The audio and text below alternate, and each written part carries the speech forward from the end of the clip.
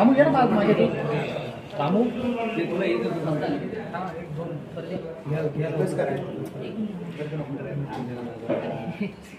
राम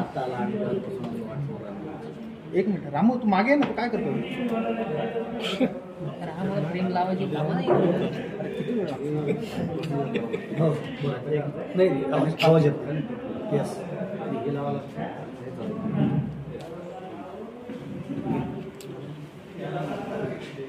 जीवा भाऊ मागे, जीवा भाऊ मागे घ्या. Okay ready. तुम्ही असा इशारा दिलाय की मुख्यमंत्र्यांना तुम्ही ध्वजारोहणच करून देणार नाहीये, कारण अनुशेष जो आहे तो करून काढला गेलेला नाही. सर्वांना जय शिवराय. गेल्या 7 दशकापासून मराठवाड्याचा अनुशेष बाकी आहे. तो अनुशेष 2,32,000 कोटी रुपयाचा आत्तापर्यंतचा अनुशेष बाकी आहे. परंतु त्या अनुशेषाचं जाऊ द्या. मागच्या वर्षी मराठवाडा मुक्ती संग्राम दिनाचा अमृत महोत्सव होता आणि त्या अमृत महोत्सवाच्या निमित्तानं दरवर्षी जी कॅबिनेटची मिटिंग घेतली जाते मराठवाड्यामध्ये, त्या कॅबिनेटची मिटिंग आदरणीय मुख्यमंत्री एकनाथराव शिंदे साहेबांनी घेतली होती 16 सप्टेंबर 2023ला आणि त्या दिवशी 45,000 कोटी रुपयाचं पॅकेज त्यांनी जाहीर केलं होतं आणि 14,000 कोटी रुपयाचं उर्वरित पॅकेज जाहीर केलेलं होतं. 1 वर्ष झालं, त्याच्यातला एक खडकू 1 रुपयासुद्धा आम्हाला मिळालेला नाही.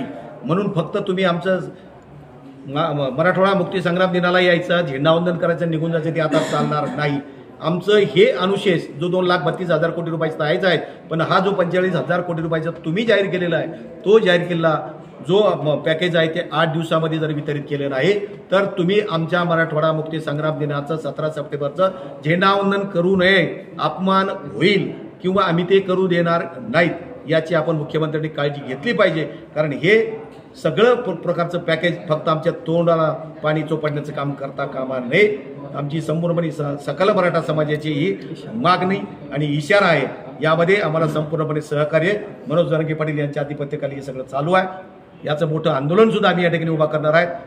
पुन्हा एकदा मराठवाड्यातून या मराठवाड्याच्या अनुशेषासाठी मुख्यमंत्र्यांना ही विनंती वजा आव्हान करण्यात येत आहे. काय ऍक्शन घेणार तुम्ही? ऍक्शन आम्ही त्याला झेंडावंदन करू देणार नाही. मतामधून आम्ही त्यांना दाखवून देऊ.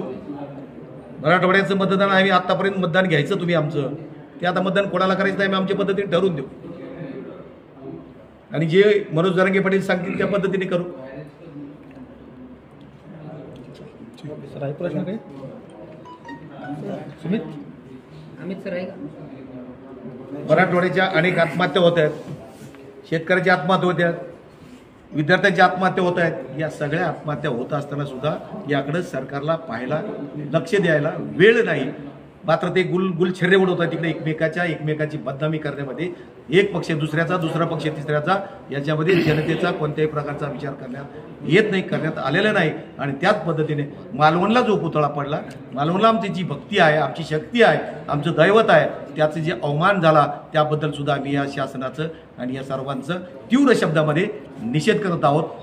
त्यांना सगळ्यांना अटक झाली पाहिजे. त्यांच्या सगळ्या संपत्तीची चौकशी होऊन ज्यांनी कॉन्ट्रॅक्ट ठेकेदार घेतले, जे याच्यामध्ये होते सार्वजनिक बांधकामामधले मंत्र्यापासून तर खालच्यापर्यंत, या सगळ्यांची चौकशी होऊन त्यांना अटक झाली पाहिजे. ही आमची सकल मराठा समाजाची मागणी आहे. तुम्ही लुटलं आमचं मराठवाड्यातल्या लुटून विदर्भामध्ये लिहिलं.